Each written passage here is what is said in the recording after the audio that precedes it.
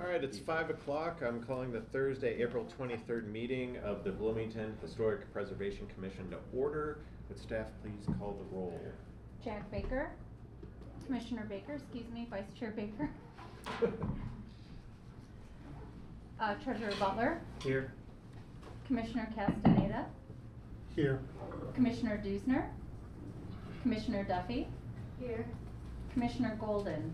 Yes, I'm here. Perfect time. Chair Hackard. Here. Commissioner Hanson. Here. Commissioner Schlegel. Here. We have quorum. Excellent. Next up is approval of the minutes. Would anyone like to make a motion on the minutes? I'll make a motion to approve the minutes. All right, Treasurer Butler has moved to approve. Is there a second? I'll second. Commissioner Duffy has seconded. Any discussion? All right, let's call the vote. Okay, motion to approve the minutes from April 9th has been moved. We'll take a roll call vote. Treasurer Butler. Yes. Commissioner Castaneda. Yes. Commissioner Duffy. Yes. Commissioner Golden. Yes. Chair Hackard. Yes. Commissioner Hanson. Yes. Commissioner Schlegel. Yes. The minutes are approved. Excellent. Next up, we have certificates of appropriateness for staff review. Mr. Sandweiss, please. So tonight we have two staff-approved certificates of appropriateness. First one, COA 2622 for 2411 North Barbara Drive in the Matlock Heights Historic District. Petitioner is Micah Heath. This petition is for the replacement of most of the windows and front and back door at 2411 North Barbara Drive. This project will also involve the replacement of the asphalt shingle roof with asphalt and the replacement of aluminum gutters with new aluminum gutters, for which review is not required. The windows are to be replaced with new windows of the same shape and model. The exterior door in this case is going to be replaced with a fiberglass 3-window door. The application itself would retain the proportions of the existing windows. The front door for which replacement is proposed is a windowless wood composite door that does not appear to be original. The replacement door selected would mimic typical mid-century modern patterns with its creative window configuration.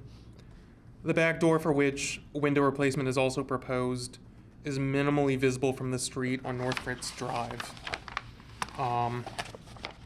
250 feet from the rear of the house and positioned behind 2420 North Fritz Drive.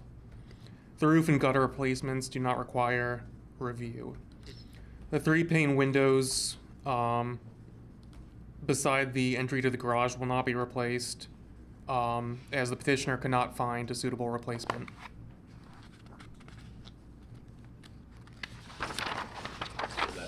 That is approved. Okay.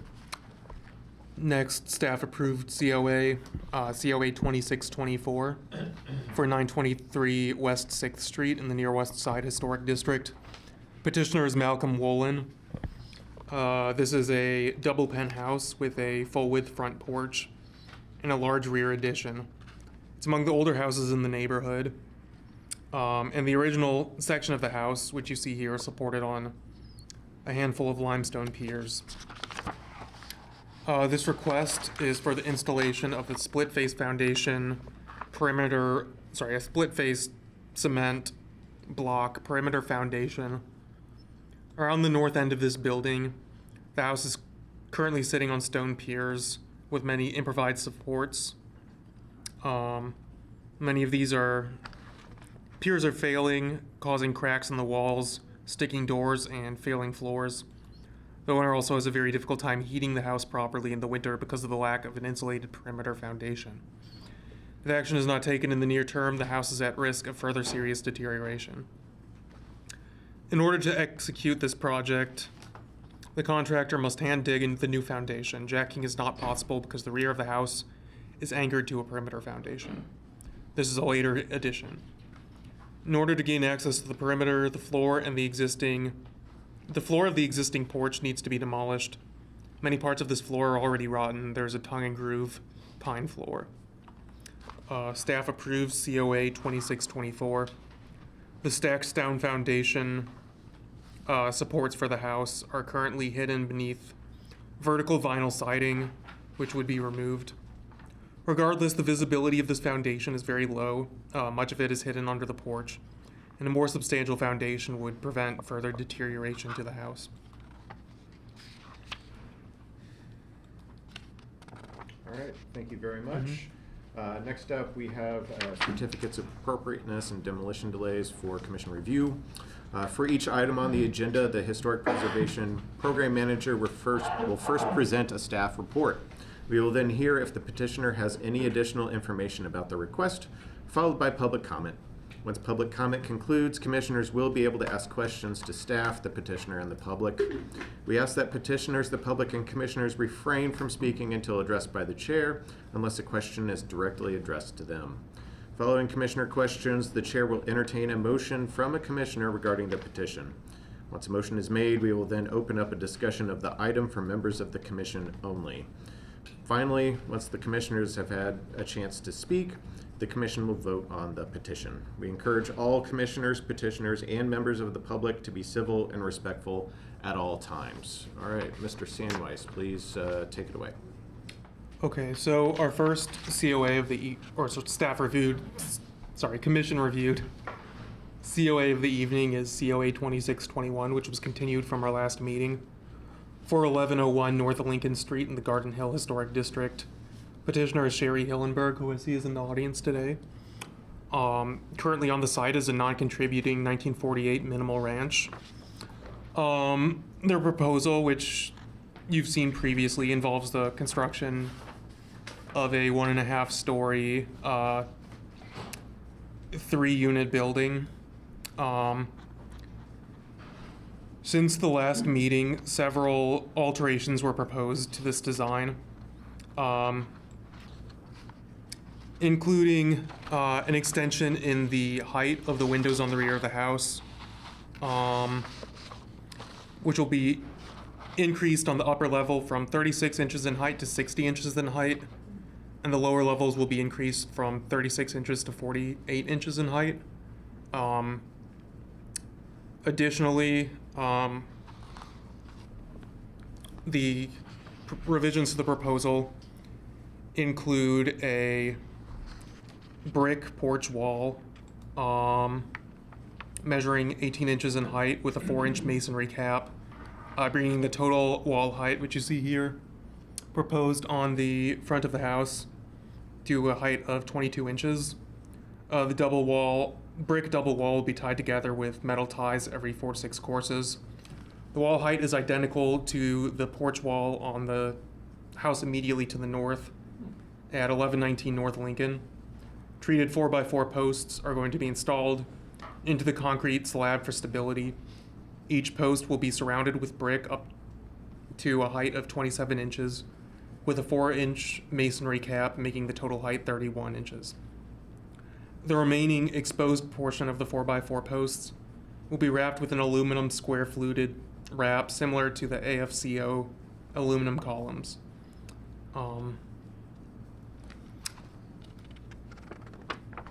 As when this petition was introduced at the last meeting, staff recommends approval of COA 2621. Revisions to the proposal from the last meeting addressed some comments from the commission, including questions about the rear facade facing west and the makeup of the front porch. All right. Mhm. Thank you, Mr. Sandweiss. Petitioner, do you have anything you'd like to add? No, just to emphasize what he said about the windows. All of the windows in the building will now be 60 inches tall, except for the dormer. They're going to be 42. And then the 3 windows on the back were increased to 48 because they're above the kitchen sink. So we couldn't go a full 60 there, but they're increased to 48. I looked at the house directly to the north, 1119. I didn't measure, I literally measured everything there. And then I went to the house further north of it and just looked at it from the street level, which also has a very low brick wall. So just tried to mimic what they have there. Okay. Anything else? I don't think so. All right, next up is public comment. If you wish to make a public comment, I ask that you raise your hand and you'll have 3 minutes to address anything. So, yes, go ahead, ma'am. You'll have 3 minutes. Does this proposal include a front porch?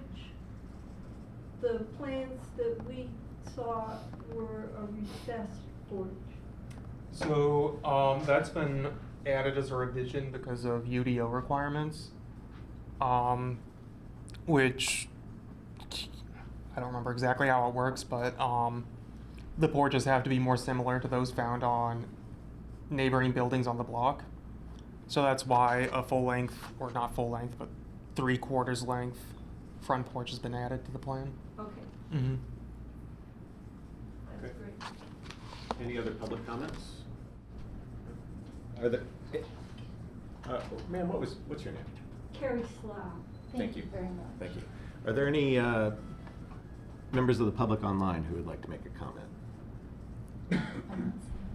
Okay, well, we'll turn over to Commissioner questions. Commissioner Golden, do you have any questions No about questions. this? Commissioner Duffy? No question. Butler? No question. Schlegel? So, I'm definitely not an architect, so I was trying to read these at the office, and I thought maybe I missed something. So the windows look the same in the revision attachment, but they are 60. Because I know we talked about the bigger, and I know the petitioner put it in. They just looked on the pictures; they look the same, but they're actually. So this is the same drawing. What we have for the revisions was sent to me in writing. That's all. Commissioner Hanson? No questions. Commissioner Castañeda? No questions. I don't have any questions either. All right, would someone like to make a motion? I move to approve COA. 2621? Yeah, thank you. All right, Commissioner Golden has moved to approve COA 2621. Is there a second? I'll second that. All right, Commissioner Hanson has second approval. Commissioner Golden, you can start the comments. I think that the petitioner has gone the extra mile to revise this so that it's acceptable to both the commission and the neighbors, and I'm going to support it. Okay, Commissioner Hanson? Yeah, I think that they made the adjustments to the windows and the brick porch wall and have been working with us on this, so I'm happy to approve it. All right, Commissioner Duffy? Just want to thank the petitioner for their patience with us and for providing these refinements. I think it's a much superior product. Treasurer Butler. Yeah, I agree. I also want to thank the petitioner for taking the time to do all this. I know that that's adds to the cost and the hassle of the whole project, but I think you're going to get a much better project after this is all done. And I also appreciate that the neighborhood seems to have gotten on board with this more than before. So. Commissioner Schlegel? I appreciate the petitioner as well. I think it's a good project, and I'm happy to support it. Commissioner Castaneda? No, Comments? For me, I'd like to thank the petitioner, like my fellow commissioners, appreciate you putting in the time to make some adjustments to this. I think it turned out a lot better and would fit in better with the overall neighborhood. So I appreciate it. All right, we are done with comments, so I think we're ready to call vote. Great, so this would be for COA 2621, roll call vote, starting with Treasurer Butler, Yes. Commissioner Castaneda, yes. Commissioner Duffy, Yes. Commissioner Golden, Yes. Commissioner Hacker, Yes. Commissioner Hanson, Yes. Commissioner Schlegel, Yes. and the COA is approved 7-0. All right. Thank you very much for the petition. Appreciate it. Thank you for the public comments as well. All right. Next up, we have a COA 2623. Mr. Samwise. So this is petition COA 2623 for 120 South Walnut Avenue in the Courthouse Square Historic District. Petitioner is Layla Taylor. Is the petitioner or somebody representing the petitioner present? Are they online? No. All right. Okay. So we will move this to the end of the agenda to see if they might join us. So we will revisit this one. So let's move on to the next one, COA 2625. We're at COA 2625, address 712 West 3rd Street in the Greater Prospect Hill Historic District. Petitioner is Dennis Birch. Is the petitioner present or representative? Great. Okay. 712 West 3rd Street is a turn-of-the-century pyramidal roof cottage with 2 front openings onto a corner limestone porch from 2 sides. The existing exterior windows are replacements. This request involves the extensive interior renovation of the first floor and basement, of the existing single-story residential structure, as well as a number of exterior alterations, including the installation of a side staircase. I'll show you here. The construction of a wood deck at the back of the house. Oh, geez, I'm having some trouble seeing. As well as some alterations to the fenestration. You can see here on the east side of the house. Some proposed changes to accommodate the new interior layout, as well as alterations to this rear cantilevered, I guess it's on pillars, this rear protruding addition.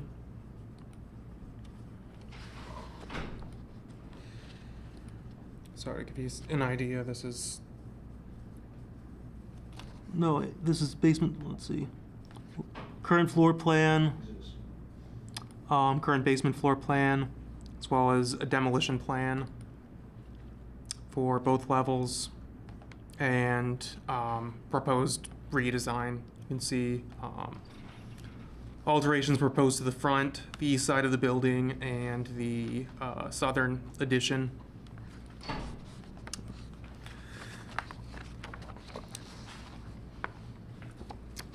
Additionally, let's see. The recommendation from staff is conditional approval with the retention of both of the front doors, which do not necessarily have to be both of them functioning. The proposed alterations to the building's window proportions would take place on secondary elevations visible to the public way, will leave the front portion of the house more or less as is. The sunroom, for which the most substantial changes are proposed, is a later addition and less visible. The proposed deck would not damage or obscure any historic materials. Replacement materials would be replaced in kind or with very similar materials. Aside from the front door in limestone, most of the exterior materials have already been replaced. I had a discussion with the architect on the phone about retaining the secondary front door, which was initially proposed to be removed, and leaving it, as we've seen on some other houses with this layout, as non-functional. Is there anything that the petitioners would like to add? That pretty much covers it. Mm-hmm. Footprint for the actual layout of the building itself stays the same. The room on the back right now is, they use it kind of as a dining room, but it's non-functional, has about a 6'8" 6'7" ceiling that's being taken off and made into a functional dining room, sunroom on the back. The footprint stays the same, so it doesn't change at all. Front entry stays the same.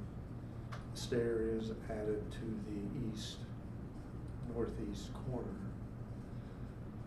And the only other thing really that changes, there's additional fenestration on the west side for new bathroom locations.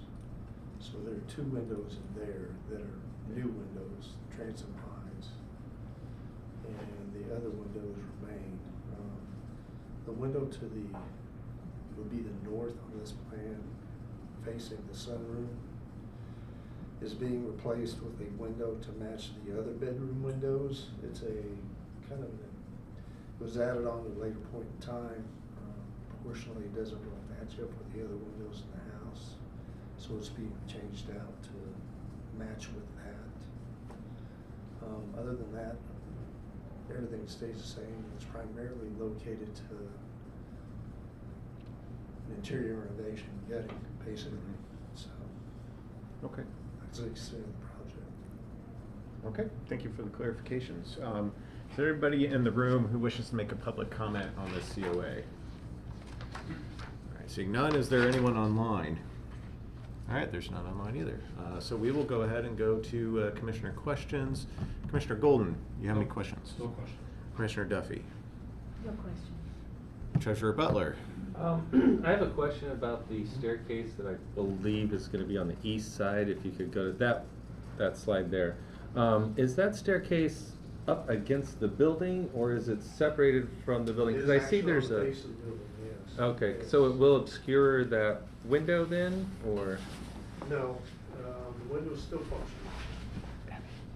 What it is right now, they developed both of these properties, and they have a very extensive garden that sits to the north of this. Mm-hmm. That's why they have the submarine and everything else. Mm.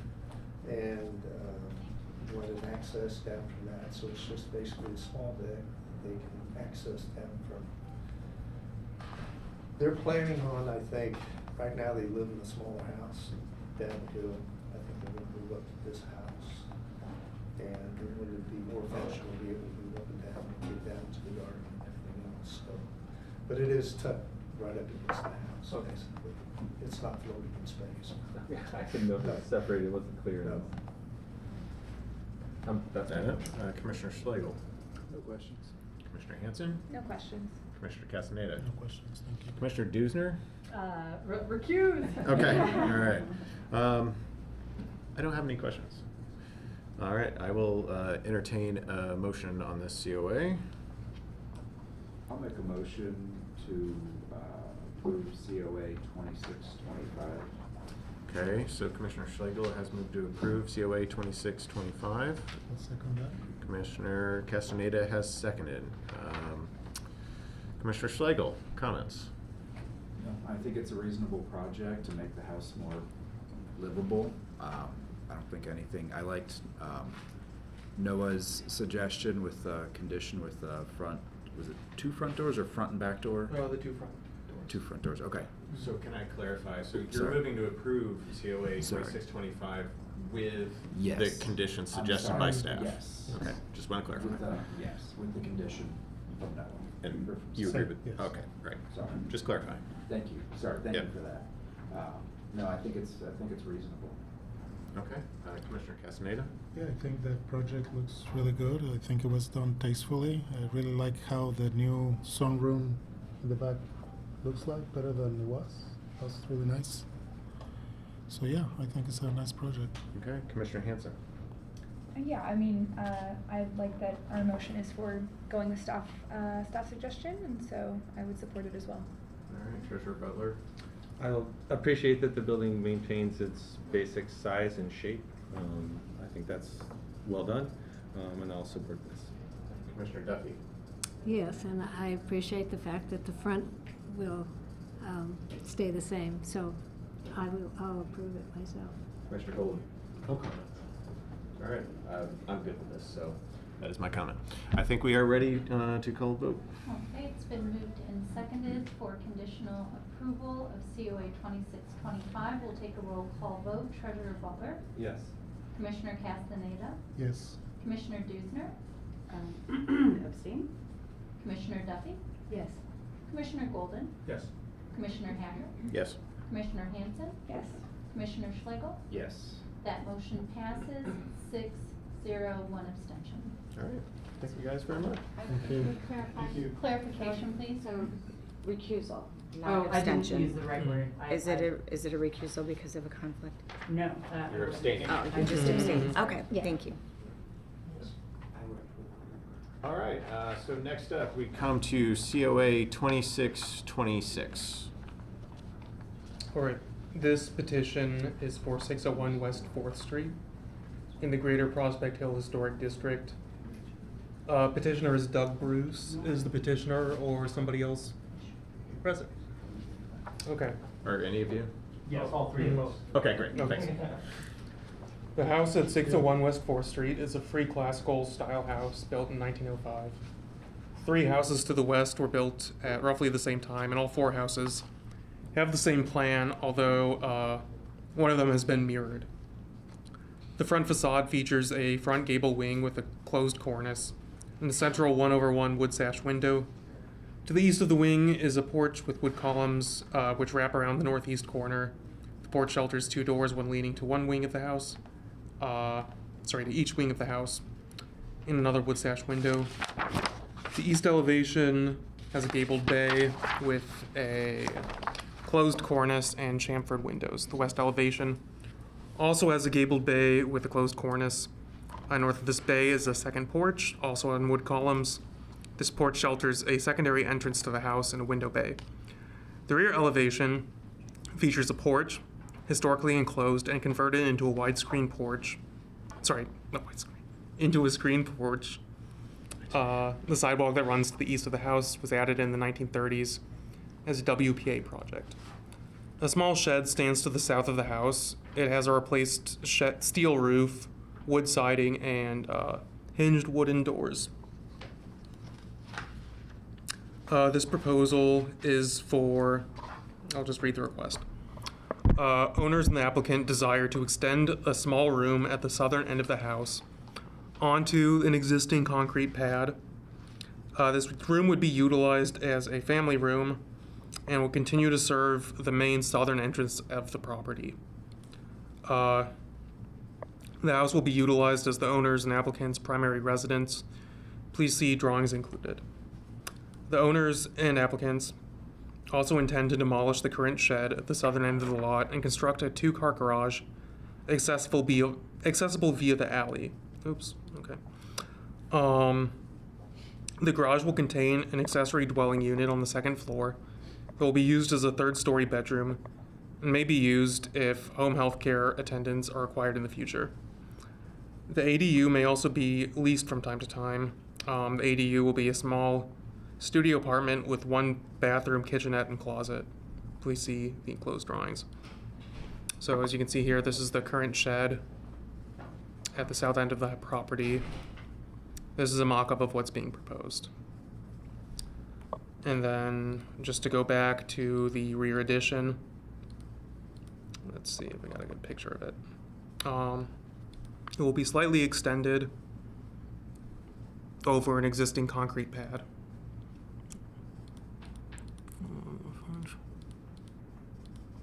There you go.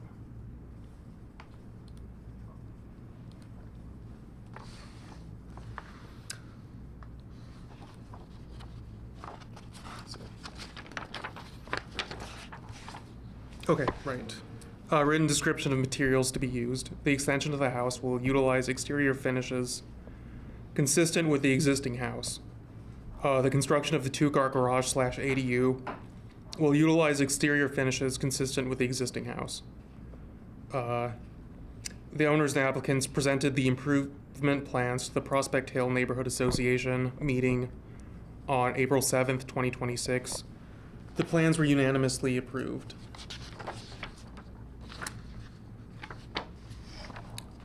The recommendation of staff is for conditional approval of the rear addition for COA 2626. The small room at the south end of the house is perhaps the only exterior part of the building to have been considerably altered several times over the course of the building's history. The alterations proposed are not out of keeping with the design guidelines or the style and massing of the house, and would not result in the removal of any historic materials. The vernacular salt box shed appears to have been built in the 1950s, judging from aerial photographs and historic maps. Because it is a contributing structure, the criteria for demolition must be considered. The proposed new construction resembles the existing accessory structure in shape and would make use of some existing materials. Differences chiefly include an increase in height to accommodate a second level, a small increase in footprint, and the addition of a shed dormer as well as some other new fenestration, as well as the addition of a garage door and a change in the orientation of the siding from clapboard to board and batten. Overall, the design of the ADU is complementary to the house and neighborhood, and references the existing structure while being clearly differentiated. Nevertheless, the criteria for demolition will need to be considered. While the existing structure likely cannot be made to accommodate a second story, it does not appear to meet the criteria necessary for permitting demolition. Is there anything that the petitioners would like to add? Yeah, thank you, Noah, for your report. Doug Bruce with Taylor Bruce Architects. I have my clients, Elizabeth and Stephen here, that'll speak a little bit to their desires. A couple of things that Noah touched on. The addition at the back, it's an elevated concrete slab. The concrete slab's existing, but it's fairly new. We're going to remove, if you see one of the elevations, there's a very non-contributing, non-original, non-historic, high, small windows. We're removing those. Those are more modern in design, and putting in larger windows that match the rest of the house. And just filling out, we're not increasing the footprint other than over the existing concrete slab. And trying to keep in style with some of the other houses. There's, like Noah said, there's 4 of these that have some of the same gables front and rear, so we try to mimic that as well. And use the same materials. And then the garage, and I'll let my client speak a little bit. It's being held together. If you went inside the garage, and I have pictures I could share, it has 2x4 bracing running everywhere. It has blocks on the foundation to hold it in place. We are going to reuse the sliding doors that are on it and place them over a door on the outside to kind of cover the man door, the swinging door.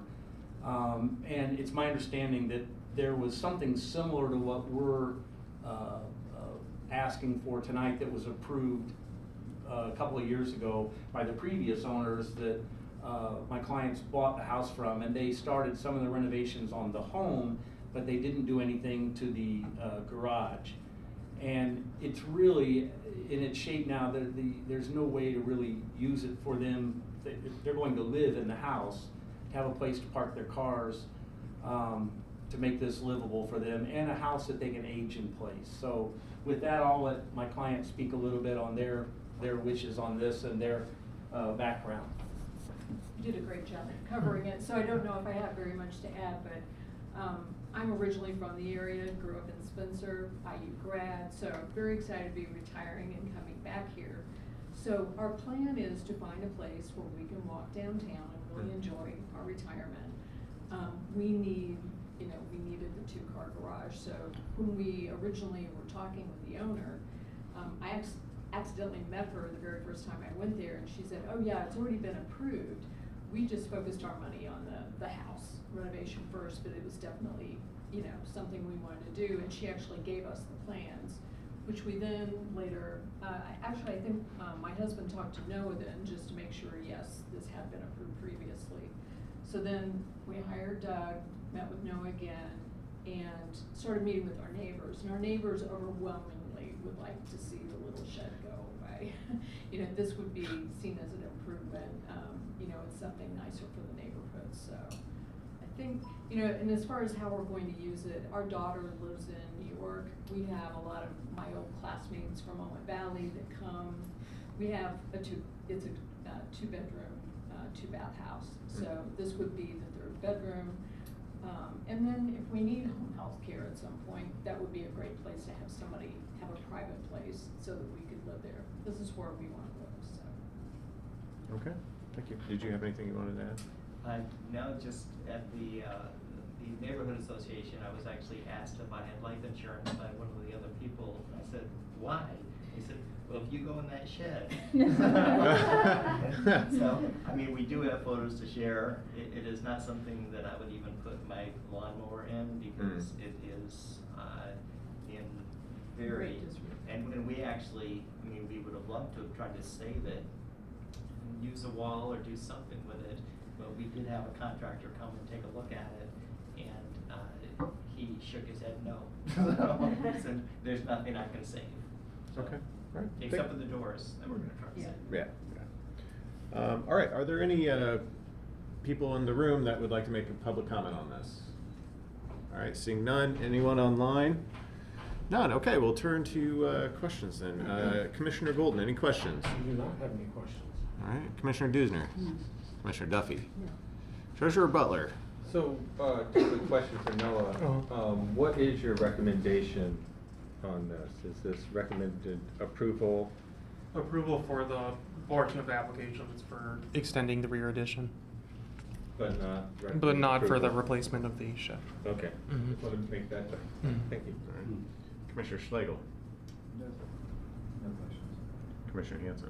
So it doesn't meet the criteria for demolition. What criteria, like, is it not meeting? So there's 4 criteria that are laid out in the district guidelines. These are generally the criteria that would apply for most demolitions. Structure poses an imminent substantial threat to public safety as interpreted from the state of deterioration, disrepair, and structural stability. The condition of a building resulting from neglect should not be considered grounds for demolition. That's the first one.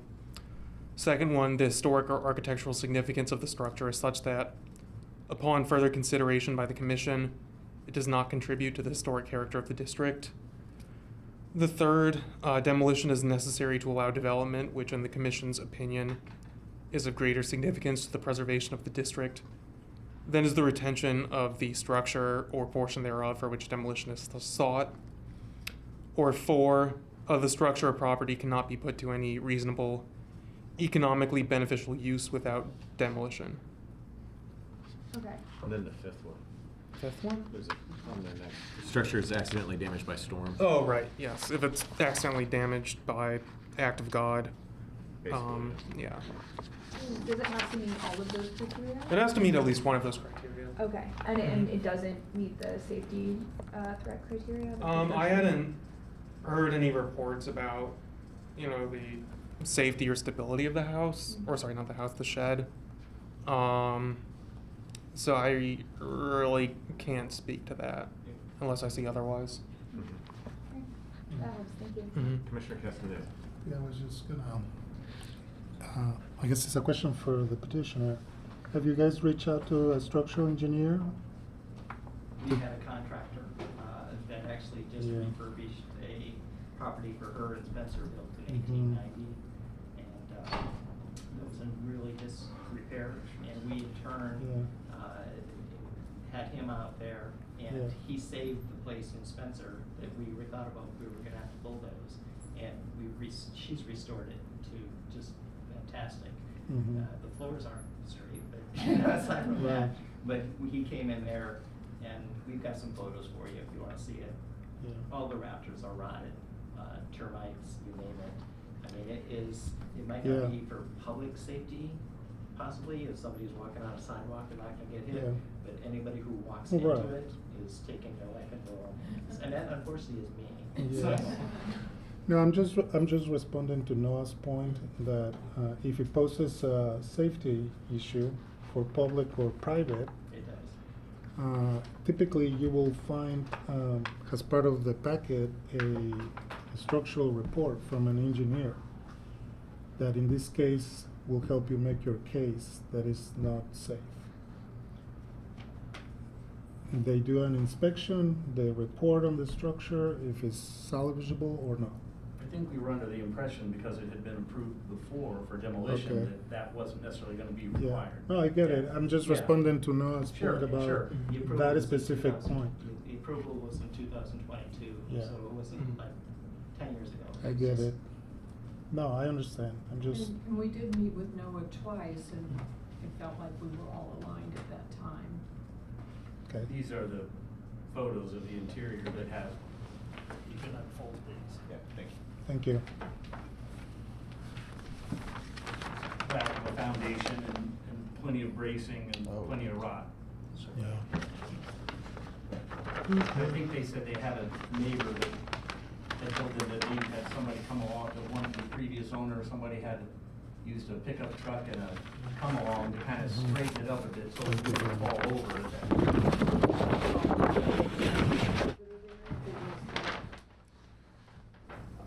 Do you have any other questions? No, I do not. Thank Okay, you. I have Thank several. you. When did you purchase the property? November, this past. This past November? Yes. Okay, that's helpful. Mr. Samuels, for the previous approval, was it for the demolition of that back shed in addition to work on the house? Let's see, I can check that. I just want to clarify that.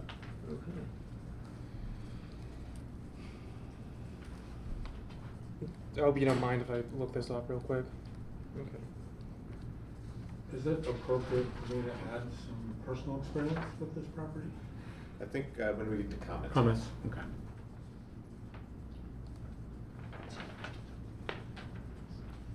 She's on 1 West 4th Street. In 2022, you say? Yeah. Yes, Yeah. that was. I think I recall October of 2022. Let's see. You found it, Noah, when we talked on the phone, but you had a hard time finding it.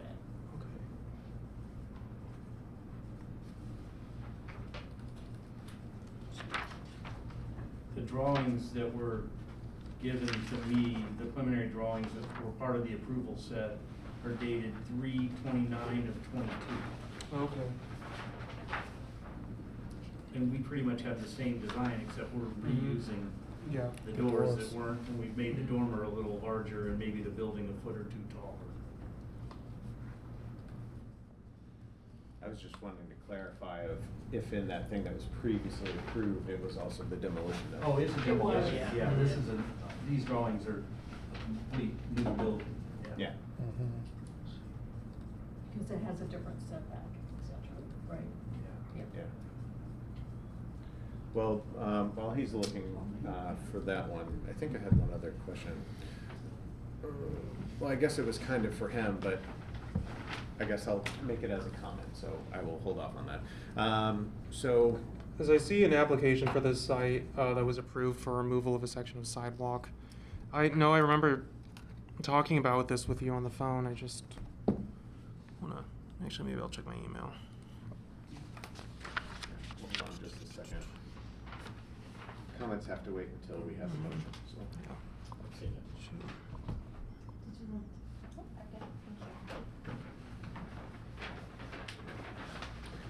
Okay, thank you. Thank you.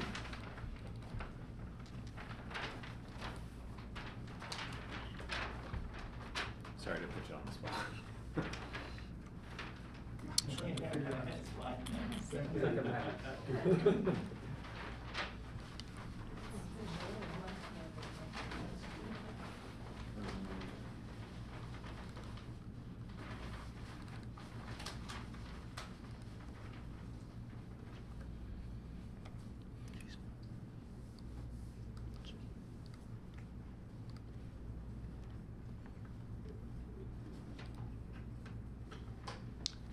Okay, I see. Approved application for replacement of back deck, approved application for window replacement, approved application, moving entry. There it is, 2021, barn demolition and garage construction. It was previously It was approved? previously approved, that's right. Okay, thank you very much. Mhm. And then, I guess, the other thing's a comment, so never mind. So I will entertain a motion on COA 2626. Actually, can I ask a question first? Mhm. Did I not? Yes. You did? No, you gave me a chance, but I have Okay. a question now. Okay, yes. Noah, does finding that new approval change your staff recommendation? I mean, I would really like to be consistent, from program manager to program manager, but I would have to look back at the facts of the case from back then, and I'm really sorry. I know we had spoken in the past, and it was a bit of a process between when we last spoke and when I received this application, and I should have gone back and double checked. I unfortunately forgotten that there had been a prior approval for new construction over the side of this garage, so there might be more information there that's pertinent to the argument for taking it down for the sake of public safety.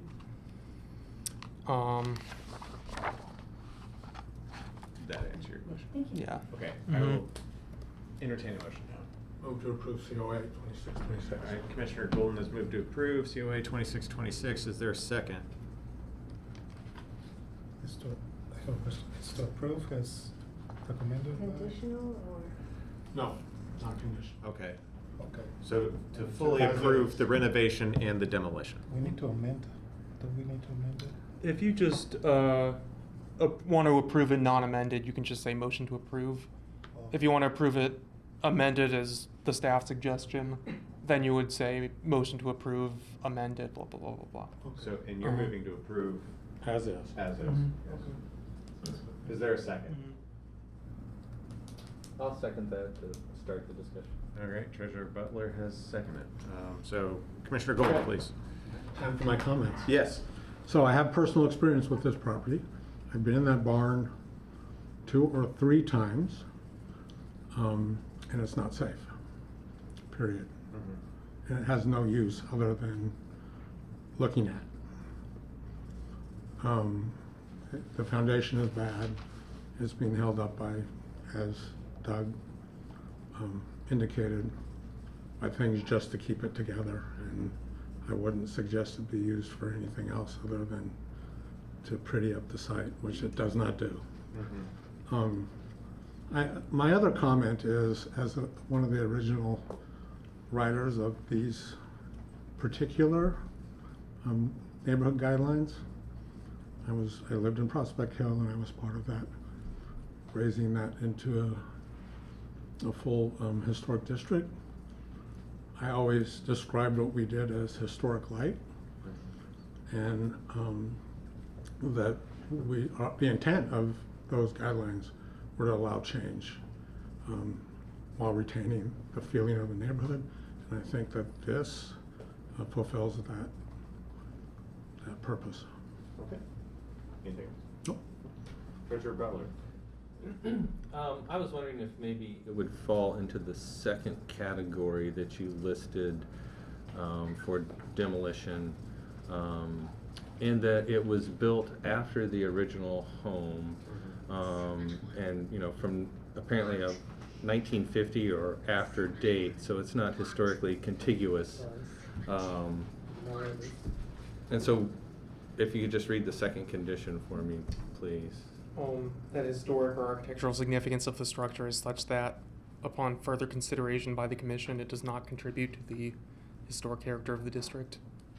I would go by that. I don't think that this shed necessarily contributes to the overall historic character of the district, especially since it was added at a later date. That's my comment. All right, thank you. Commissioner Dusner.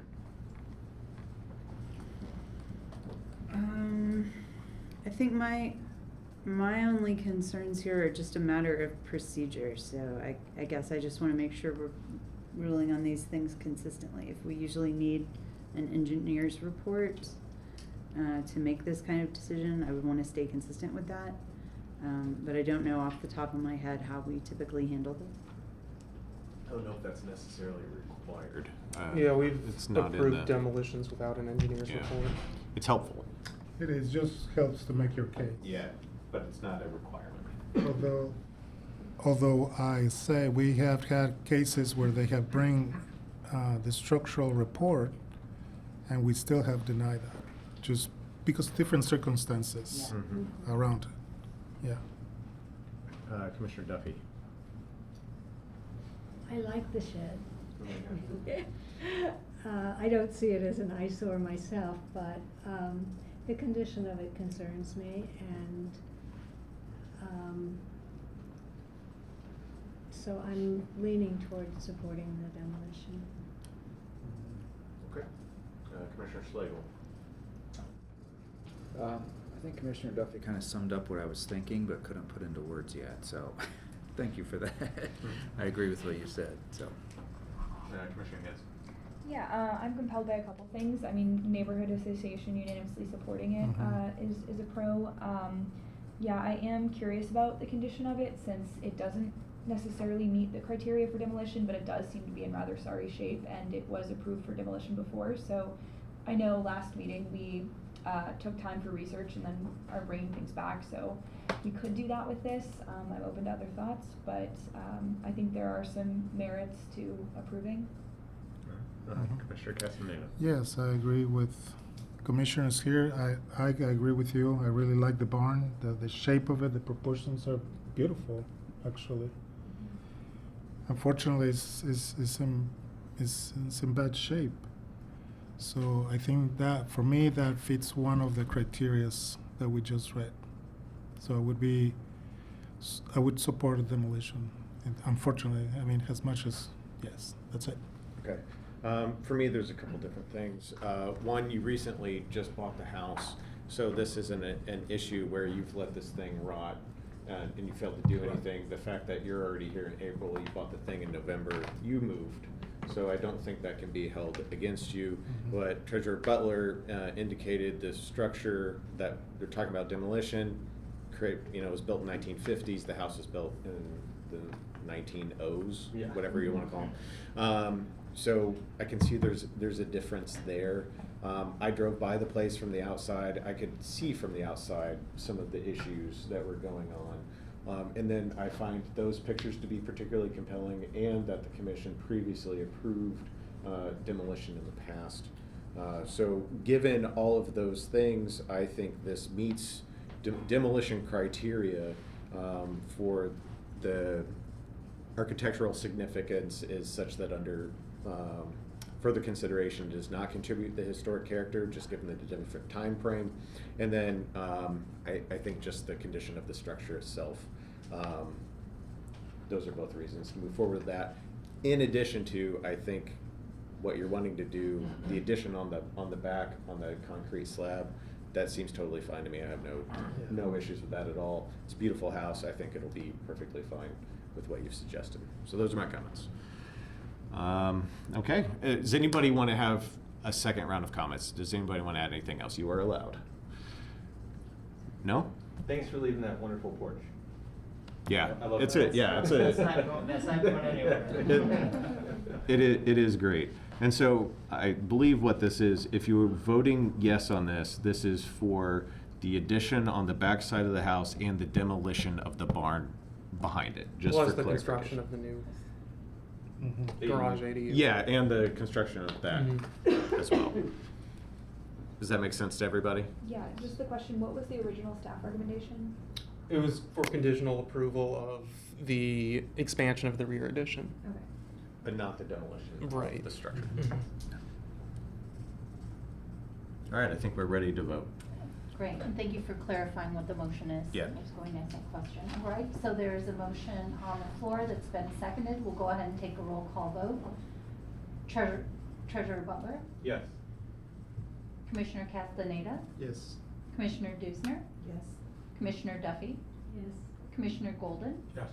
Commissioner Hackard? Yes. Or Chair Hackard, my apologies. Commissioner Hanson? Yes. Commissioner Schlegel? And that motion is approved 8-0. All right. Thank you very much. Okay, so I think let's go back up to COA 2623. Are the applicants Layla Taylor? Is Layla Taylor, doesn't look like in the room, online? Only person online is our petitioner, Alan Sim. Okay. So I guess we will.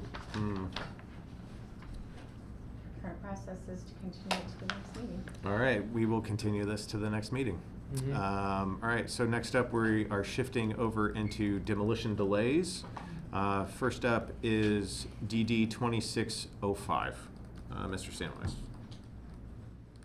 Okay. This is not COA, this is DD. Demolition delay 2605 for 1214 and 1214 and a half South Lincoln Street. Built in 1925, 1214 South Lincoln is a one-story California bungalow with a brick front porch, replacement windows, and a rear carport. To the west along Driscoll Street stands a one-story 2x3 bay gable front accessory dwelling unit, likely built in the 1930s. Aside from its form, little original detail remains on the small vernacular building. The bungalow at 1214 was first owned by Teamster and World War I veteran Arthur Hatton and his wife Lola. They sold the house in 1934 to another Teamster, John Lucas, and his wife Sarah. Sarah came from Elkinsville, the town vacated for the damming of Lake Monroe. And John Lucas would take work with the Works Progress Administration during the Great Depression. While the Lucases lived at 1214 South Lincoln, they had the ADU built behind their house and rented it to Schuyler Fender, a county road worker, and his wife Lucille. From 1937 to 1958, the properties were owned by Emery Berry, a general contractor, and his wife Ida. From 1948 through 1963, their daughter Dorothy, and a caregiver at the National Armory, and her husband Ernest, a National Guard veteran of the Pacific Theater and hospital record keeper, lived in the unit. After Emery's death in 1960, the primary house went to his eldest daughter, Esta. A former school teacher, Esta worked as a bookkeeper at Woolworth's and lived in the house until 1971. The recommendation for staff is the release of demolition delay 2605. All right. Is the petitioner here? Online or definitely not in here? Is Not there anyone? online, They no. don't have to be here for demolition delays. I just wanted to see if they wanted to say anything. All right, so we'll turn to public comment. Does anybody publicly want to comment? Okay, ma'am, can you state your name and you have I do. My name 3 is minutes. Jan Sorby. Okay. And I live in the Bryan Park neighborhood, not that far from this little house. And I want to add that the house itself is a contributing house, and it's all intact except for the windows. I know we are not a historic district, and I know that this is not a standalone. I'm aware of that. At the same time, I have to say that we just saw a bungalow over on our views go down. And there are not that many California bungalows in the city, so it makes it a little bit more precious. I also want to say that this is an example of 2 affordable units. The house itself, it rented for $1,400 a month, and it's 2 bedrooms, that makes $1,700. The back unit, it rented for $1,200. And I see this as an epidemic that's starting to happen all across the city. Bryan Park has had something like, this year, so far, we've had 4 different affordable houses put on the chopping block. Last year, we had something like 3. And so I just wanted to put my 2 cents in there that this is truly, I feel, a really sad case. It's an epidemic, and we really have to consider these. And as I said, I know it is not in a historic district, so that's my 2 cents. Okay. No, thank you for coming in and sharing. I really do appreciate that. Is there anyone online who would like to speak about this? No. Okay. We'll turn to Commissioner questions. Let's go the other way around. Commissioner Castaneda. No questions, no. Commissioner Hanson. No questions. Commissioner Schlegel.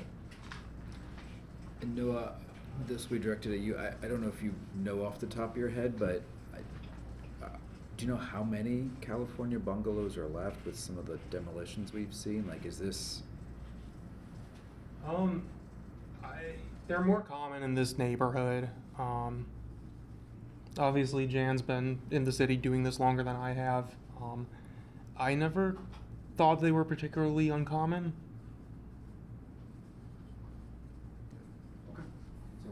Treasurer Butler.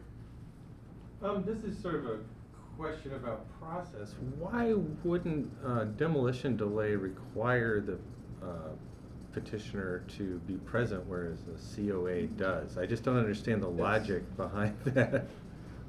Yeah, I don't. Pretty random. That is Yep. what it is.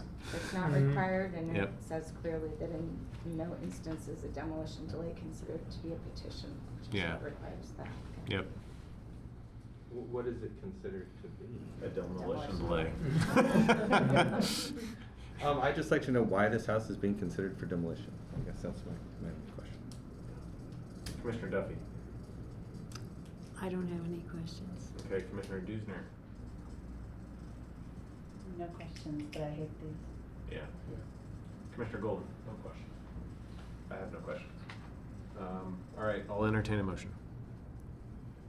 Move to approve a demolition delay 2605. All right, Commissioner Golden has moved to approve demolition delay 2605. Is there a second? second, so we can start the discussion. All right, Commissioner Schlegel has seconded. Commissioner Golden, comments? I hate to see this go, and it's a high bar, a single designation, and I don't see this going that far. Commissioner So- Schlegel. Those are my thoughts as well. Unfortunately, I mean, I hate knocking down houses for the sake of knocking down houses, but I'm not sure what else. I mean, we don't have many other options. Commissioner Dusner. Yeah, I really hate it that we don't have any other options, and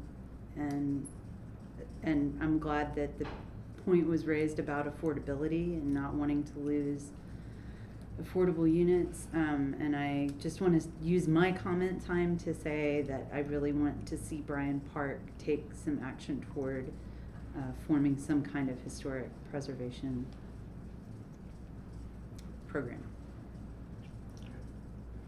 Commissioner Duffy. Yes, I agree with the Bryan Park situation there. This house is appears to be very solidly built and attractive, and hate to see it go. Treasurer Butler. I mean, this is, I think the public comment that this is, part of an epidemic is correct, and I think it's really sad that I can't vote on all the things that I hate about this, that we're losing affordable housing. This is a well-built home that actually has the ADU in the back that everybody is really hot about right now. I mean, it does so many things and it's done so well for so long. It's a crying shame that I am forced to essentially vote for its destruction. Commissioner Hanson. Yeah, I would echo a lot of the comments that have already been made, and I would just thank the member of the public for coming in and giving some comments as well. Commissioner Castaneda. Yes, thank you, Jen, for coming and giving some more context. And I think today was particularly interesting because we have two cases. One where we had the license, the leverage, or give the permission to demo something that we saw that it has some value, at least on the outside, but it was neglected for so many years. And that also the petitioners show good intent. They're showing good intent, they're showing good architecture, replacing what is there, neglected. So I thought the case was a lot easier. It wasn't easy, but it's easier, right? Mm-hmm. But when you see this house that seems to be in fairly good shape, It's very solid. right? We've seen cases where it's in really, really bad shape and people make the effort to restore those houses. And this one would qualify like that. But the process is such that it's just like, it won't let us do anything else. So it's very frustrating. As much as we can spend hours here talking about it, nothing we can do almost. I think I share the general lament of all the commissioners in here about the decision that we have to face on this.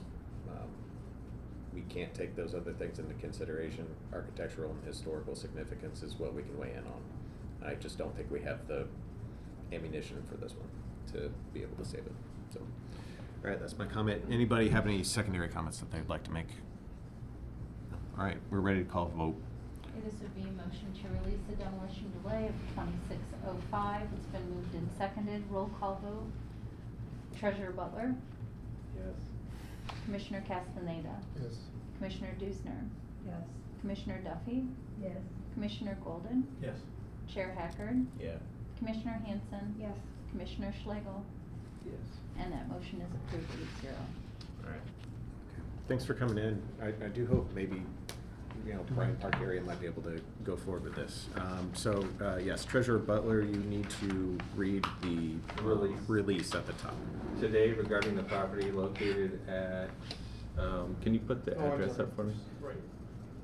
1214 and 1214 and a half South Lincoln Street, the Historic Preservation Commission declares that it got notice of the proposed demolition, partial demolition, or I guess whole demolition, and after today's discussion sees no need to review the plans any further and waives the rest of the demolition delay waiting period. The HPC may later recommend the property for historic designation to the Common Council. Thank you. Okay, next up, we have demolition delay 2603. Mr. Sandwich. Right. Demolition delay 2603 for 1331 Atwater Avenue. Petitioner is Alan Sin. Request here is for full demolition. 1331 East Atwater Avenue is a 1938 two-story brick colonial revival house with a pedimented portico, supported by 4 Doric columns. Other features include line of dentils beneath the cornice and arched gable windows. At the last meeting, the vote was for staff to conduct further research into the building to determine its eligibility for listing.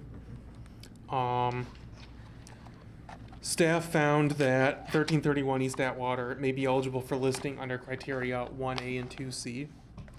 For criteria 1A, that is, has significant character, interest, or value as part of the development, heritage, or cultural characteristics of the city, state, or nation, or is associated with an individual who played a significant role in local, state, or national history. And then 2A, architecturally worthy for embodying the distinguishing characteristics of an architectural or engineering type. Okay.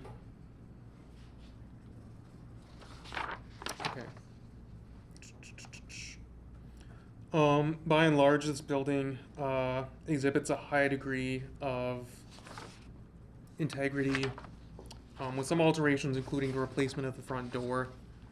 Actually, really, that is the one conspicuous exterior change. While the survey rating of the property is contributing, the property does compare favorably to some other notably rated colonial revival houses from around the same time, including 1709 North Fee Lane, 509 West Allen, which we saw at a previous meeting, and 311 East First Street. It's located across the street from the Elm Heights Local Historic District. The house was owned by Gladys and Joseph B. Black Sr., co-founder of Black Lumber Company. Born to a Kentucky farmer, Joseph moved with his family to Sullivan, Indiana in 1907, where he and several of his siblings found employment in a lumber yard. After moving to Bloomington in 1928, Joseph went into business with Roy Metzger, as well as his brother John and Roger Black, founding what at the time was known as the Metzger Black Lumber Company. Joseph owned a majority share of the business, which at its peak managed 6 lumber yards and stores in south central Indiana. The Black Metzger Lumber Company owed its success in part to the aggressive buying of lumber stock after the stock market crash, and subsequent contracts with the Civilian Conservation Corps, providing lumber to work camps. This residence was built at a time in 1938 when very little residential construction was taking place in Bloomington or around the country more generally. Gladys had been a school teacher prior to moving to Bloomington, and the couple were active in the Bloomington Country Club and First Baptist Church congregation. The couple's son, Joseph Jr., was raised in this house and went into the family business following his return from World War II. Joseph Black Jr. would go on to serve as Dean of Ball State School of Business and as a member of the Bloomington City Council. Gladys and Joseph Sr. sold the house in 1955.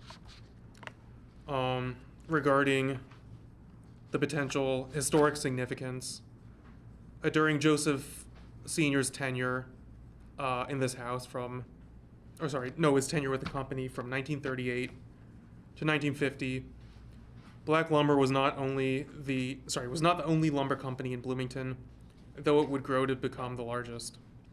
While Joseph's brother Roger was more involved in other local causes, Joseph's time was dedicated almost entirely to the business. An ardent Democrat and strong believer in Franklin Roosevelt's New Deal, Joseph Black would take out advertisements in the local paper supporting relief efforts and war bond drives. His contract to supply the CCC in Indiana is perhaps his most enduring legacy, as this program saw the widespread expansion and improvement of Indiana's state parks and forests, constituting scores of projects and camps around the state, particularly in the wooded South. The construction of this substantial house in the waning years of the Depression was made possible in part by the Black family's involvement in this New Deal project. Now, I guess regarding potential historic significance, so that would be under criterion 1A. There are more documents, I think, in the possession of the Indiana State Park Service that relate to this contract, which I was not able to get access to while conducting this research. So this is largely based on information that was available in Bloomington. So I have to admit that further research may be required to really verify some of this. The petitioner is online. The petitioner is online, and also both the petitioner and another party have mentioned they're having some difficulty hearing, some inconsistent volume. I'm not sure about the audio, if there's something that we can do to assist with that. Those don't. Those are just for the recording. That's the owl is the audio for the That thing. Yeah. Okay, thank you very much. So the petitioner is online virtually. Okay, would the petitioner like to comment on the demolition delay? I know it might have been hard to hear staff, or maybe even me. Yeah, it's just kind of coming and going for some reason today. Okay. I apologize for that. Oh, that was nice and loud. Oh. Okay. Well, do you have any comments that you'd like to share with the commission? Well, I guess my comments are, I don't know, probably pretty brief, but Okay. again, I'm the trustee of my mother's trust or estate. So as we being my three sisters and brother, go into the future here, we might put this property up for sale with some others that we own. We own 6 properties in there where we rent student rooms. Not houses, but we rent rooms. So that's how this one, and also the one next door, which is another, something coming up after this one, I believe. And then Tom Bunger owns one next to this as well, so we've talked to Tom. And these lots might all be sold at the same time to the same entity, whether that be IU or perhaps a developer. So I was interested in talking to Noah and the city planning department before we try to market these and potentially sell them in the future, find out what we could and could not do. The UDO has them listed as MM, which under that there's quite a bit of flexibility, but obviously we would have to be able to potentially tear this down in order to do something different there with that land.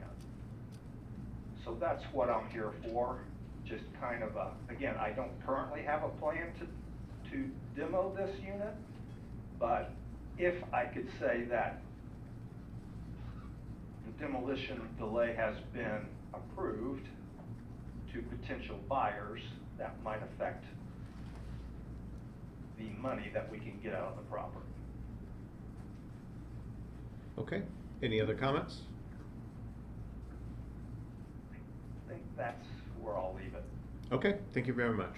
Are there any public comments on this demolition delay? Yes? Go ahead. Well, I'm here. Can you state your name again? Sorry. Jan Sorby. Thank you. And Steve Wyatt from Bloomington Restoration couldn't come tonight, and we were talking. Hold on just a second. You might want to come up to a microphone, because Thank I'm you. sure he can't hear you. Yeah. But these don't affect that. Oh, they Yes. don't. Speak to this. Oh, okay. You can use this. Jan. Well, That's what he said. Okay. Okay. you need to speak up into this thing that's hovering, so kind of project your voice to that. You mean blocking the view? So anyway, my name's Jan Sorby, and Steve Wyatt, the director of Bloomington Restoration, could not make it this afternoon. And so we had discussed this at BRI. So I thought that I would step in and come here tonight. I don't know if you've had a chance to see any of the photos from the interior. It's a beautiful house. I know, no purview on the inside, but I just thought I'd give you that information. There was original everything's original inside. Anyway, I think that it does merit. I came here to support you all and just to add another voice to the fact that this is a fabulous house. I think it could be saved, and I think it could go into the future to have other families and other people like the petitioner grow up in it and enjoy it, and it seems to be a really important part of Bloomington's history. As blacks, is a very important part of the history. How many houses did they supply the lumber for? Doors, windows, etc., and still do today. So that's my 2 cents, and I really am happy that you're considering saving this house. So thank you very much. Okay. Thank you for the comment. Appreciate that. Any other public comment inside the room? Nope. Comment online. I'm checking to see if Richard Lewis would like to make a public comment. Okay, thank you. All right. Hearing none, at least for the moment, let me know. Let's turn to Commissioner questions. Commissioner Golden, you have questions? I have a question about both of these demolition delays. And I'm going to support that we move this forward, this particular house. Is context an issue? Something that we can consider? You mean? The house next door, I'm just thinking ahead. I guess, what do you mean by context? That there's these 3 houses in a row. Right.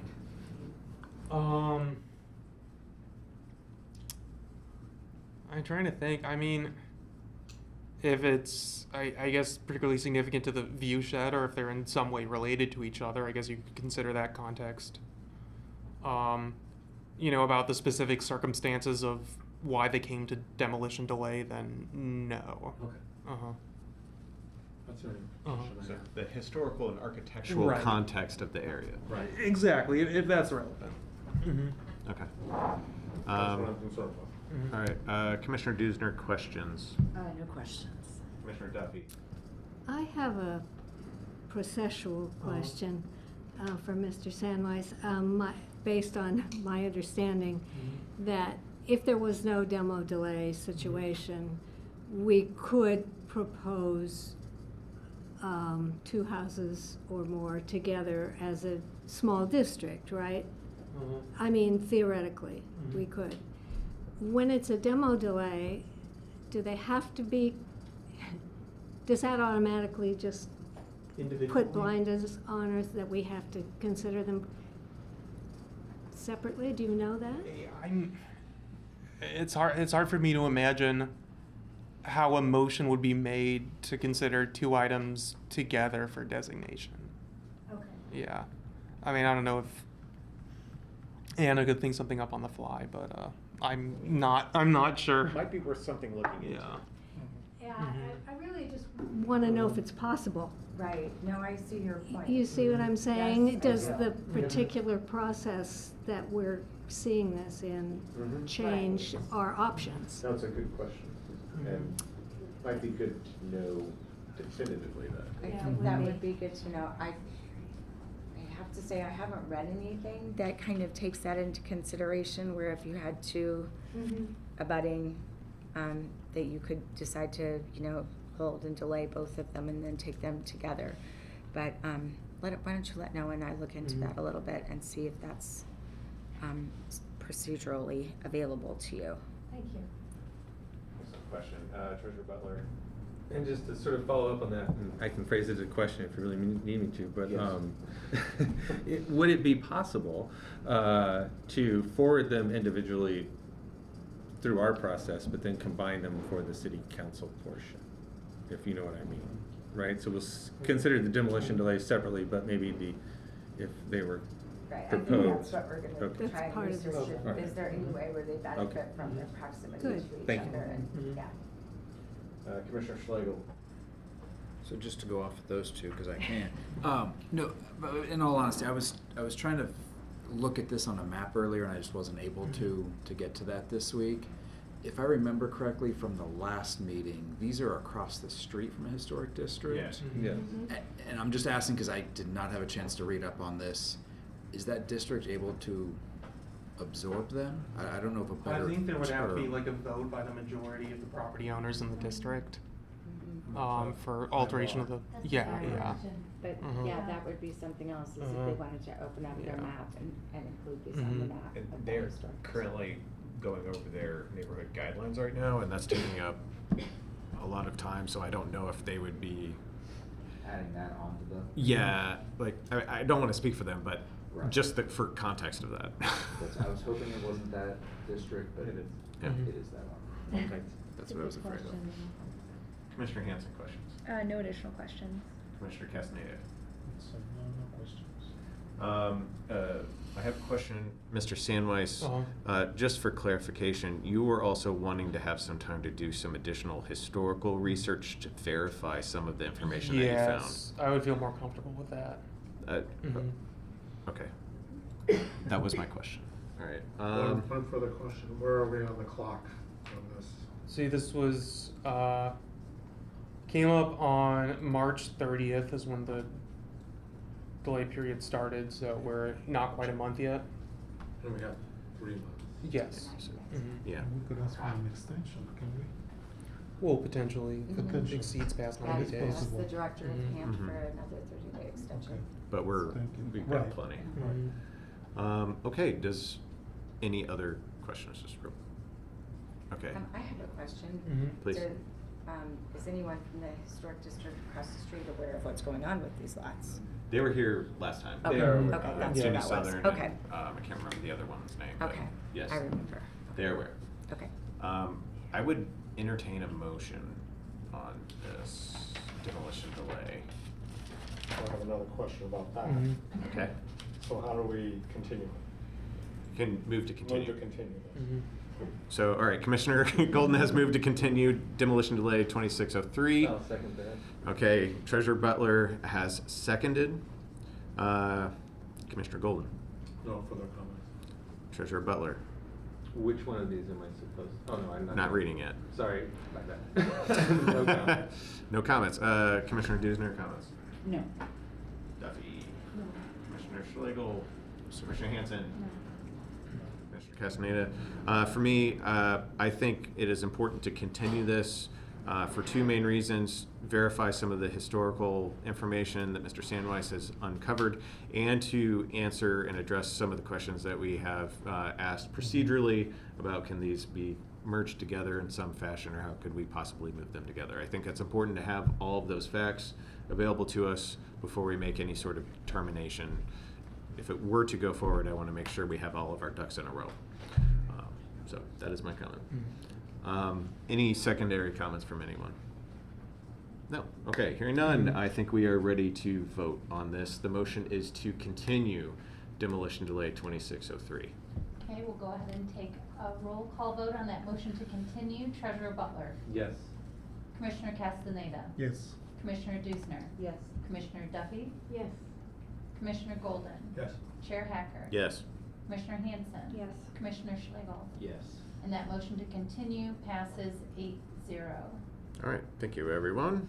Next up, we have, we don't read anything on this because we just continued it, so we're good. Next up is demolition delay 2604. Mr. Sandweiss, over to you. All right. Demolition delay 2604 at 326 South Eagleson. Petitioner is Alan Sin. This is for full demolition.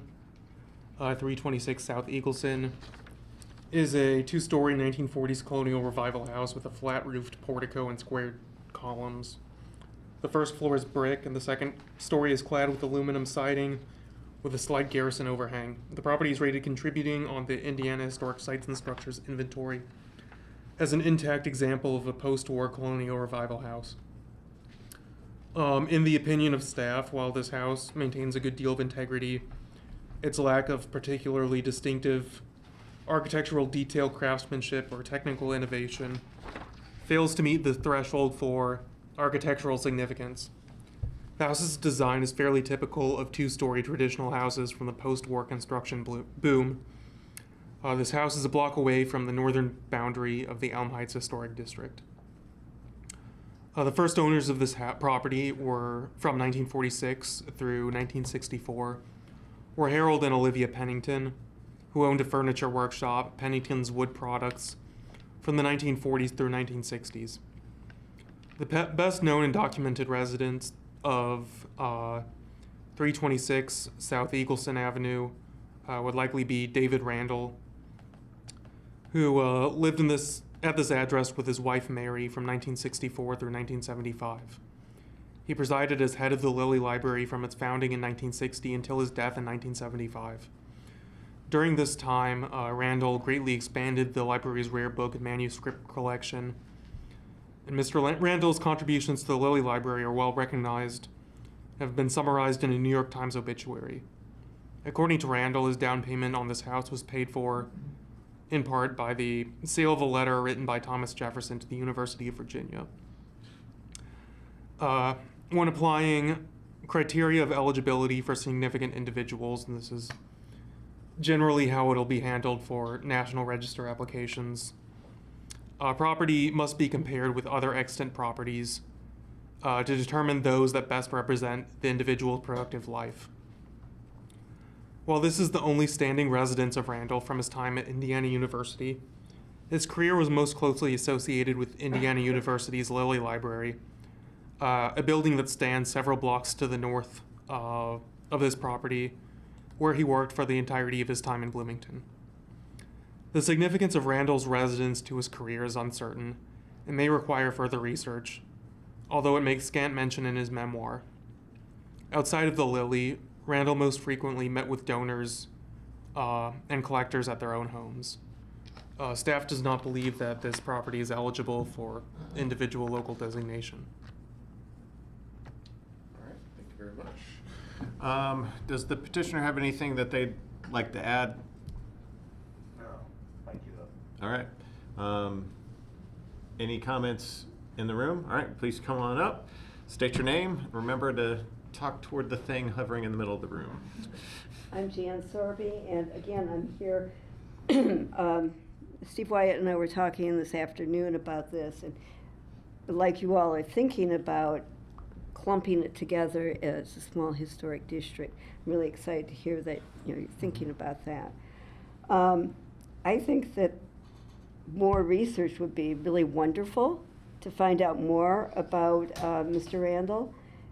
If the New York Times is, sort of looking at him, then maybe there's something that we should be looking at as a community as well. So I just want to encourage you to look into that further and maybe clump them together in a small historic district. Thank you. All right, thank you very much. Any other comments in the room? No? Online, any public comments? I'm not seeing any. All right. We'll turn to Commissioner questions.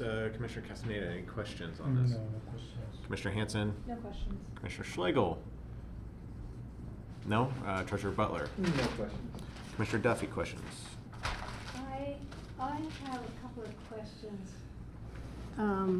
Well, for either the petitioner, but probably Mr. Sandweiss.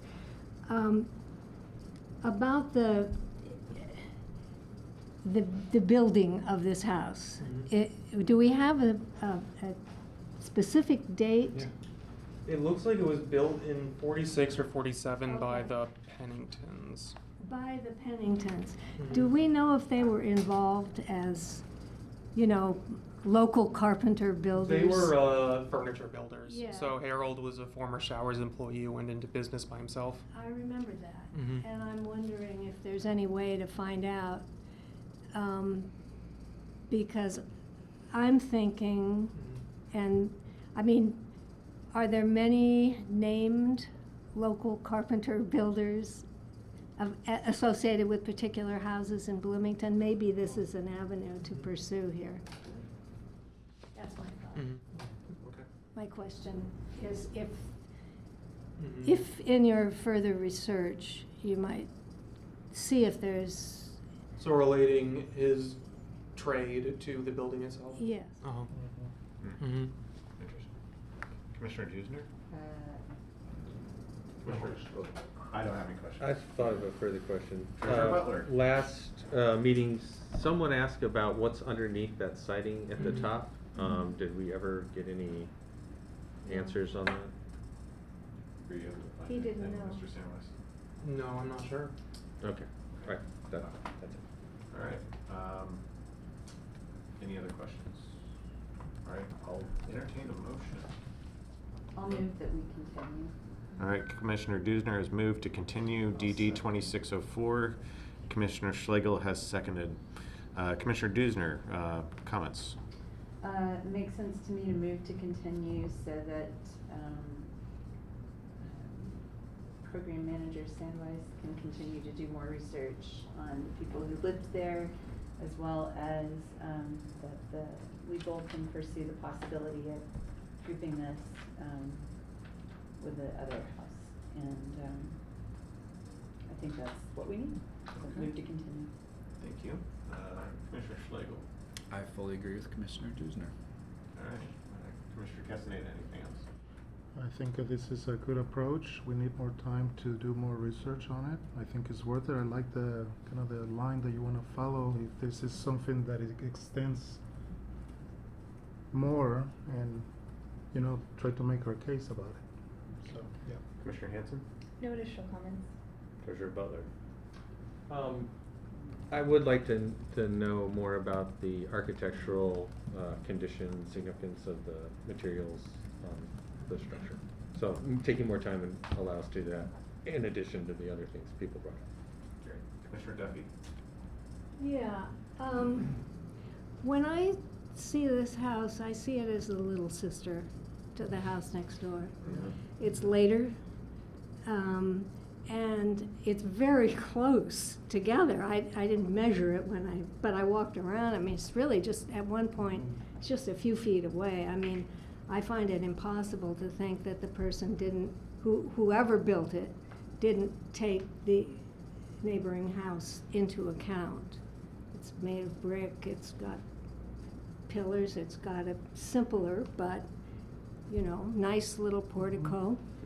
And I think it was deliberately built to reference the house next door. And that got me to thinking about this woodworker and the fact that I'm always looking for named builders or creators of things. And that's very unusual, and it's something I'd really like to see us support. I'd like to support it if it's there, if it's possible to find out.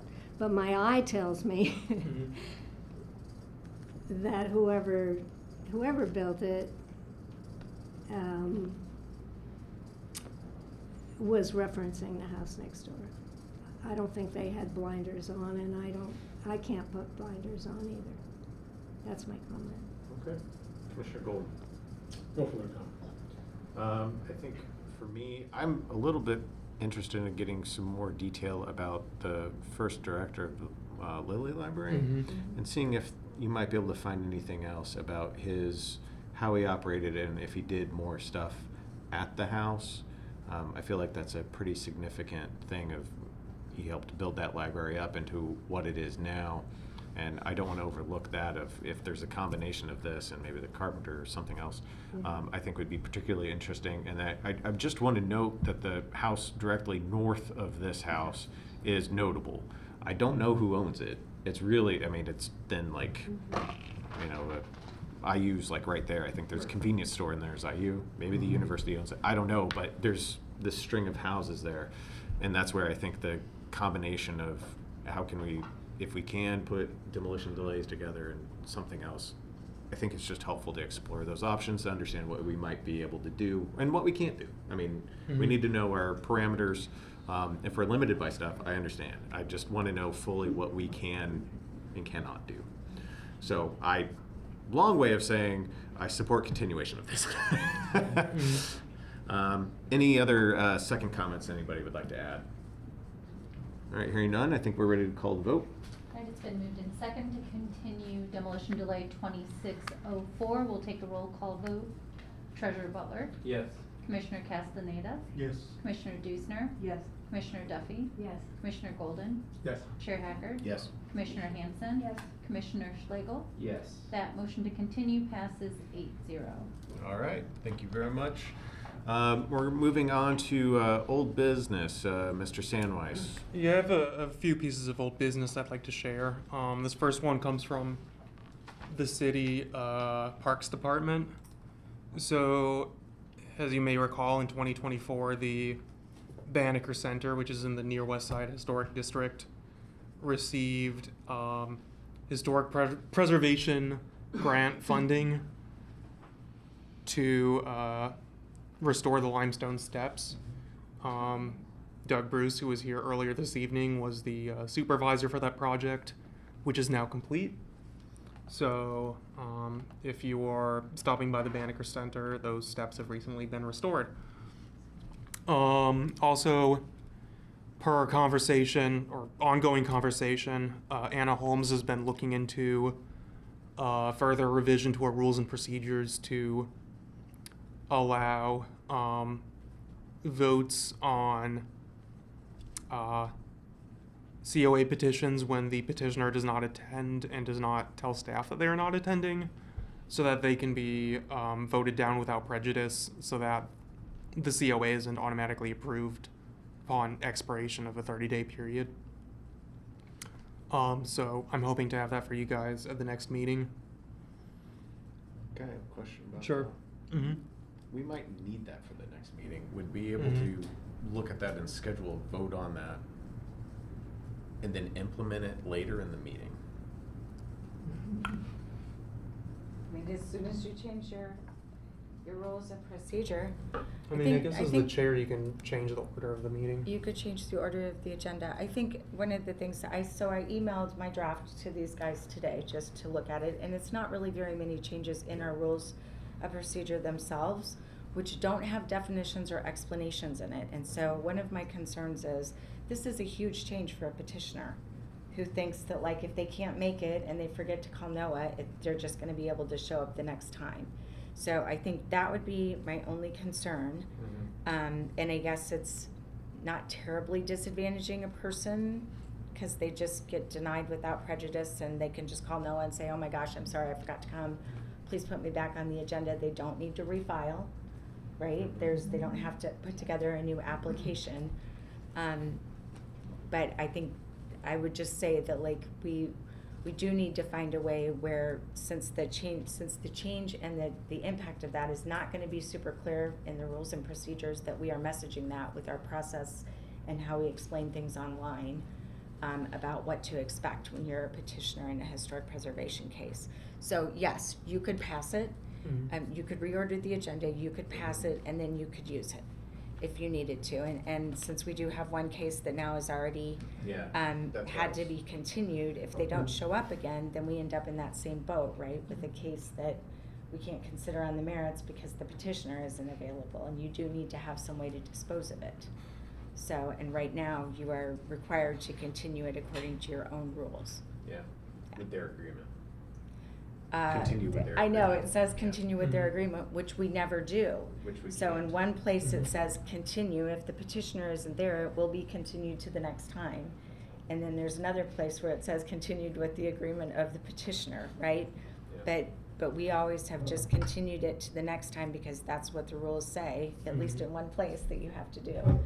So, anyway, I think that's the only thing I would say, is that I'm a little bit concerned about making sure that people are aware of what's happening. I would think it would be beneficial to them, because then, think like so, you too. said, they don't have to refile anything. Right. It's just, we'd be like, okay, you weren't here, we can't consider it, we'll do it next time, like, Right. I think it's good. Don't think that anyone would be unfairly prejudiced by No. putting the rules into motion and then applying them at the same meeting.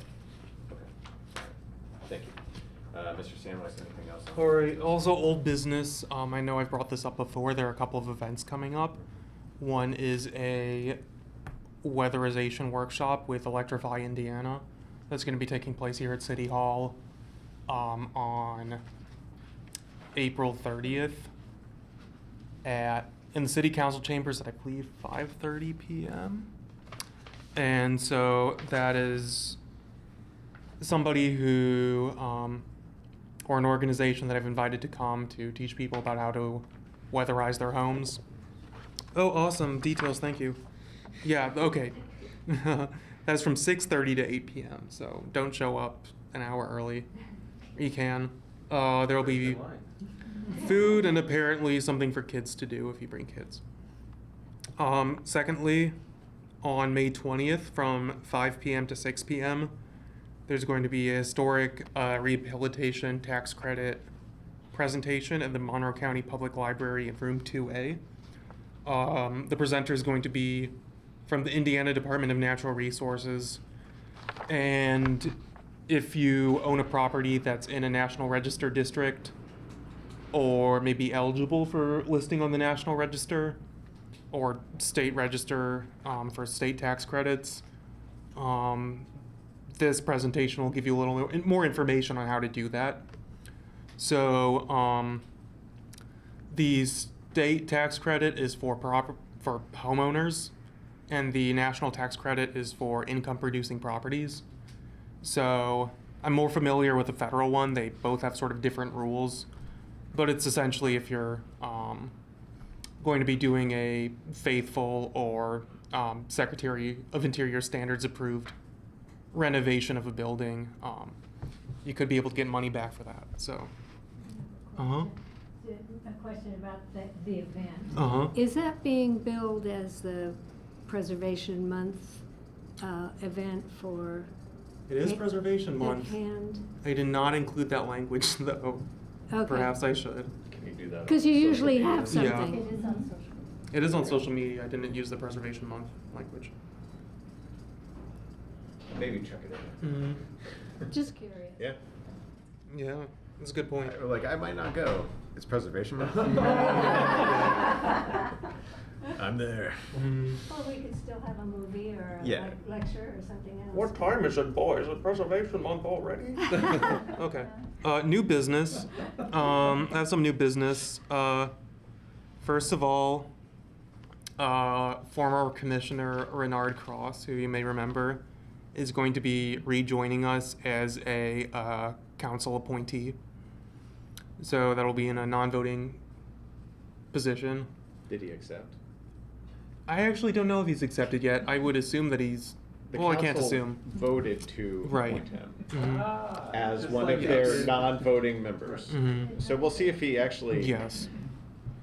accepts it or not. Mhm. Yeah. Also, Abby Hansen is going to be leaving us, so. Oh no. Unexpected housing change, so I won't be living in Bloomington anymore, so I will be eligible to serve. Yeah. What a bummer. That's unfortunate. Well, that brings us to Commissioner comments. Commissioner Hansen, would you like to add anything else? Yeah, or- yeah, all I'll say is that even though I've been a part of this for a short time, it's been a really rewarding experience. I wish I could be here longer. When I was speaking to Chair Haggard about it, he said that if I ever move back to Bloomington, I should reapply. So I absolutely will do that, and just thank you all for what you do. Thank you. Thank you. Yes, thank you. Any other comments from the commissioners? I have a follow-up comment. Commissioner So the Goldman. houses that we're talking about, the 3 houses on Eagleson, that third house is owned by IU. It is owned by IU? Mhm. Okay. Yeah, so it's- We don't have any. We don't have any jurisdiction. purview. Okay, thank you. Mhm. Any other commissioner comments?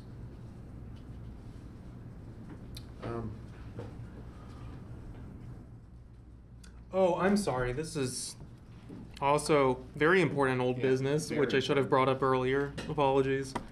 Cottage Grove has been scheduled for a first and potentially second hearing or reading. So that's going to be on May 6th. The May 6th meeting of the Bloomington City Council. They changed their rules this year so that they can vote during a first hearing. So I'm going to treat that, as far as I'm concerned, as though it may be the only reading. However, a second reading is also scheduled for May 20th in case they don't vote that time. So if this is something that you're interested in showing up for, plan on showing up for that first reading. I would encourage everybody to show up. Mhm. What time is And that? speak out. It starts at 6:30. Yes. And it will probably be long because it usually is. Yes. Mm-hmm. Well, I think they still have the Hopewell that they're dealing with, Yes. so. Mhm. It's a long agenda that. Yeah, yeah, it'll be, Probably later in the meeting, I would guess. I mean, we'll see, will we know ahead of time, or when does the council post their agenda for the meeting? How far in advance? Is it like us? Just a few days. No, it's a few days. Thought it was, yeah, before. closer. Keep an eye out. Yeah. For council posting the agenda, see where that's gonna be. Mm-hmm. I think it's usually the Friday before the Wednesday. Mm-hmm. Okay, yeah. So keep an eye out for that. Encourage everybody to attend that, speak out, hopefully in support. Especially people from Any other commissioner comments? Any public comments in the room, additional public comments? I will add 2 cents again. Excellent.